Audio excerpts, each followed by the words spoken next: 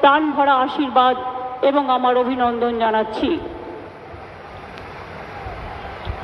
এই দিনটি আপনারা মনে রাখবেন, গত 33 বছর ধরে 1993 সাল থেকে শুরু করে গত 33 বছর ধরে এই দিনটি আমরা শহীদ তর্পণে মা মাটি মানুষ দিবস হিসেবে এবং আমরা গণতন্ত্র বাঁচাও দিবস হিসেবে পালন করি।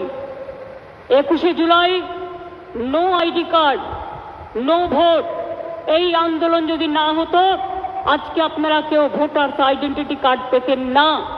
সেদিন এই রাস্তায় রক্ত ঝরেছিল, 13টি অমূল্য প্রাণ তাদের জীবন দিয়ে গণতন্ত্রকে জিতিয়ে গিয়েছিল। আজকের যারা ছাত্র যৌবন তারা জেনে রাখুন, অনেক সংগ্রাম পেরিয়ে, অনেক অত্যাচার পেরিয়ে আমরা কিন্তু এখানে এসে সমবেত হয়েছি।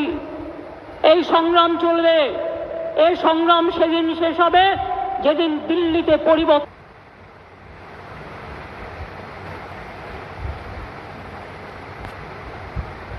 পরিবর্তন করে বিজেপিকে আমরা রাজনৈতিকভাবে বিসর্জন দিতে পারবো।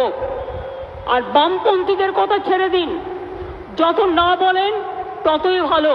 সোশ্যাল নেটওয়ার্কের টাকা খরচা করে বসে আছেন, বেঁচে আছেন, বলছে যারাই যাচ্ছে শহীদ দিবসে সবাই নাকি চোর ডাকাত। আমি বলি, তুমি মহারাজ সাধু হলে আজ আমরা চোর বটে। নরকঙ্কালের সরকার বাংলাটাকে শেষ করে দিয়েছিলে, রাম বাম শাম তিনটে হয়েছে একসাথে, জগাই মাধাই গদাই। এদের বিরুদ্ধে আমাদের লড়াই চলছে এবং চলবে।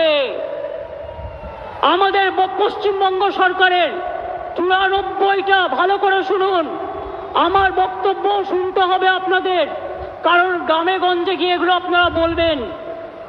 মনে রাখবেন, আমাদের সরকারের 94টা স্কিম আছে, সামাজিক স্কিম, যাতে লক্ষ্মীর ভাণ্ডার আছে, যাতে সবুজ সাথী আছে, যাতে কন্যাশ্রী আছে, যাতে শিক্ষাশ্রী আছে, যাতে সবুজশ্রী আছে, যাতে কৃষক বন্ধু আছে, যাতে পরিযায়ী শ্রমিকদের উন্নয়ন আছে, যাতে তরুণের স্বপ্ন থেকে শুরু করে সমস্ত আছে।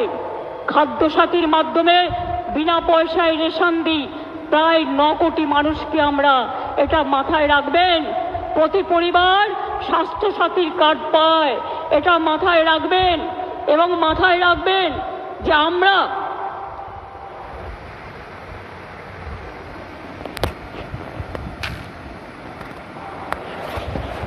এই কয়েক বছরে 40% সংখ্যাটা মনে রাখবেন, বেকারত্বের হার কমিয়েছি। যেখানে বিজেপি বলেছিল তারা প্রতি বছর 2 কোটি করে চাকরি